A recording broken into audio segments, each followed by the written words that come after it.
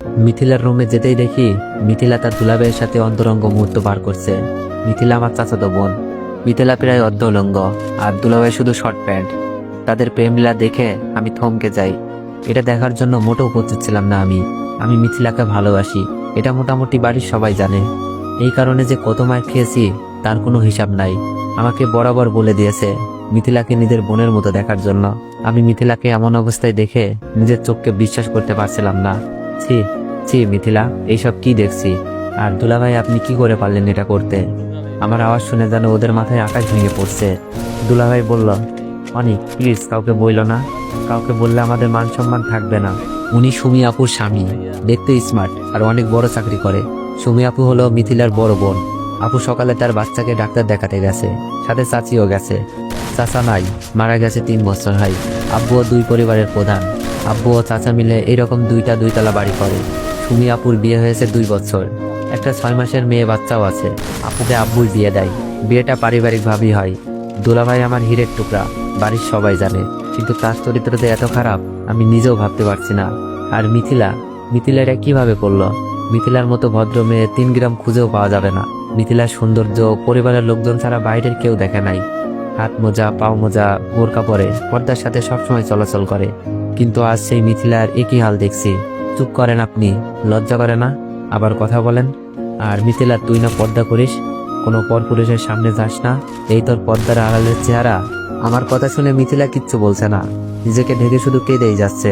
তোর জন্য তো পুরো পদ্মাশীল নারীর সম্মান নষ্ট হলো। কি দরকার ছিল পদ্মা করার? পতিতা পল্লীতে গেলেই তো পারতিস।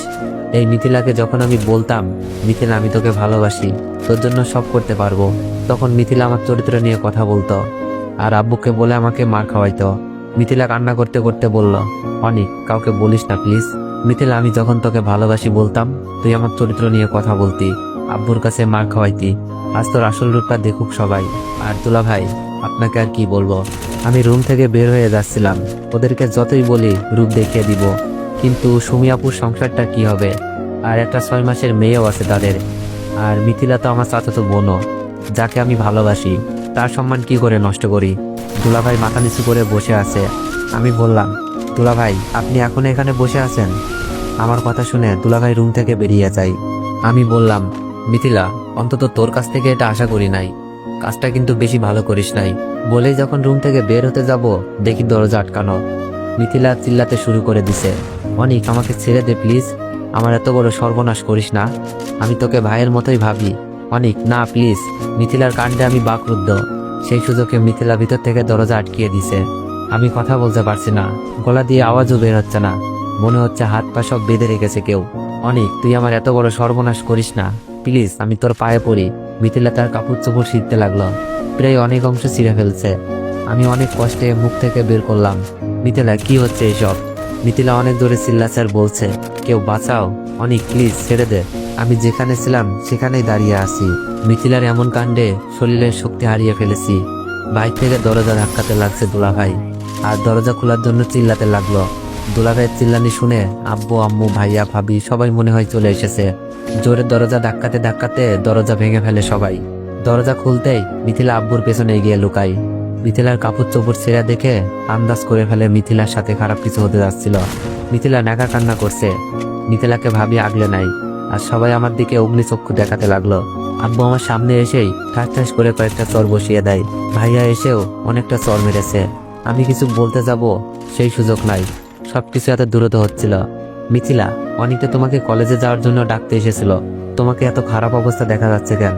অনিক কি তোমার সাথে কিছু করেছে? ভাবি হয়তো বিশ্বাস করতে পারছে না, আমার মতো ছেলে এমন একটা কাজ করবে।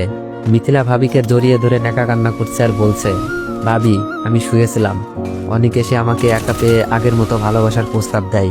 আমি বড় আব্বুকে জানাবো বলাতেই অনিক আমাকে বলে আমি নাকি অনেক মার খাওয়াইছি, তাই আজ তোমার ইজ্জত কেড়ে নিব। তারপর অনিক আমার সর্বনাশ করতে থাকে।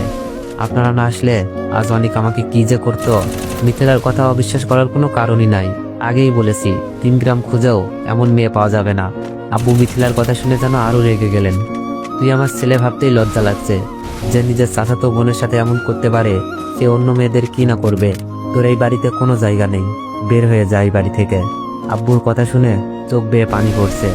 মাথা নিচু করে কান্না করতে করতে বললাম, আব্বু, আমি কিছু করি নাই। ওই, তুই আমাকে আব্বু বলবি না। আজ থেকে আমার একটা ছেলে, তুই মরে গেছিস। আব্বুর মুখে এই কথা শোনার থেকে মরে যেতে পারলেও অনেক বেশি খুশি হতাম। আম্মুকে বললাম, আম্মু, আমি কিছু করি নাই। মিথিলা কথা আটকে দিয়েই আম্মু বলল, জানি না কোন পাপে তোকে পেটে ধরেছিলাম। আম্মুর মুখে কথা শুনে মনে হচ্ছে কলেজা ছিঁড়ে যাচ্ছে। আর কাকে বলবো, যেখানে আমার গর্ভধারিণী মাই বিশ্বাস করলো না, আমাকে কিছু বলতেও দেয় নাই। আমি দুলাভাইয়ের দিকে তাকালাম, মুখে শয়তানি হাসি। আর মিথিলা এখানে নেকা কান্না করছে। সুমি আপু চলে এসেছে, যার আদরে আমার বড় হওয়া, যে আপুটা আমাকে আপন ভাইয়ের মতো ভালোবাসে, আমাকে এখনো মুখে খাবার তুলে খাওয়াই। সেই আপুটাও সবকিছু শুনে কান্নায় বুক ভাসাচ্ছে। আজ আমি আপুর চোখও খারাপ হয়ে গেলাম। মিথিলা রুম থেকে বের হয়ে আমার রুমে গিয়ে কাপড় চোপড় গোছাচ্ছি, কারণ এই বাড়িতে আমার জায়গা নেই।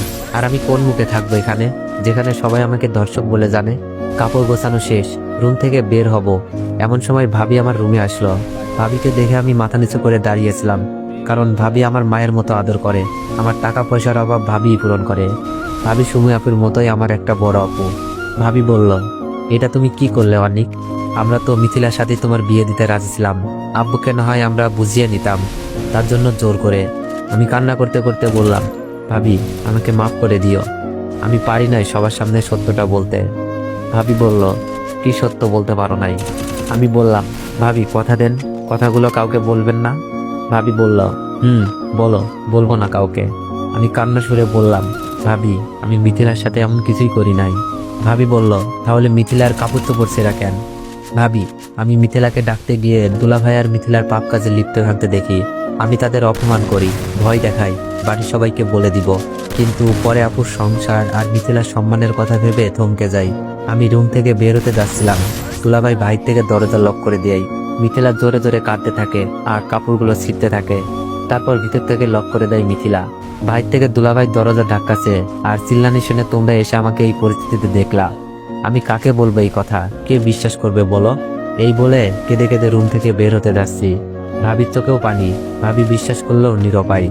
ভাবি বলল, কি বলছো অনিক? তাদের পাপের বোঝা তোমার উপর চাপিয়ে দিয়েছে? আমি বললাম, ভাবি, তুমি কাউকে বলো না প্লিজ। মিথিলার সম্মান আর আপুর সংসার নষ্ট হয়ে যেতে পারে। ভাবি বলল, জানি না অনিক, কে মিথ্যা বলছে আর কে সত্য বলছে। মিথিলা আর সুমিত জামাইয়ের তো এমন কোনো বাজে লক্ষণ দেখিনি।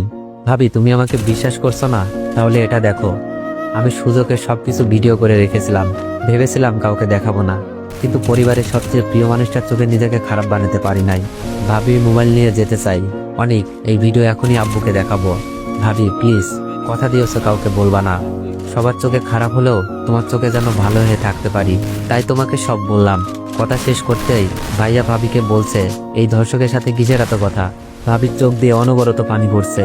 ভাবি আমার হাতে অনেকগুলো টাকা দিয়ে বলে, টাকার দরকার পড়লে যেন আমাকে জানাই। ভাবির চোখ মুছে আমার রুম থেকে বের হয়, কিন্তু আমার চোখের পানি জোড়ায় না। রুমটার প্রতি মায়া লাগছিল। আব্বুর পায়ে একবার সালাম করতে মন চাচ্ছিল, কিন্তু সেই সাহস আজ আমার নেই। সবাই আমার চলে যাওয়া দেখছে। ভাবি সবার চোখের আড়ালে বারবার চোখ মুছছে। 12টার বাসে রওনা দিলাম ঢাকার উদ্দেশ্যে। সো এভরিওয়ান, তোমরা যদি গল্পটি কন্টিনিউ করাতে চাও তাহলে একটু বেশি বেশি কপি লিঙ্ক করে দিও আর একটু বেশি বেশি কমেন্ট করে দিও। ধন্যবাদ।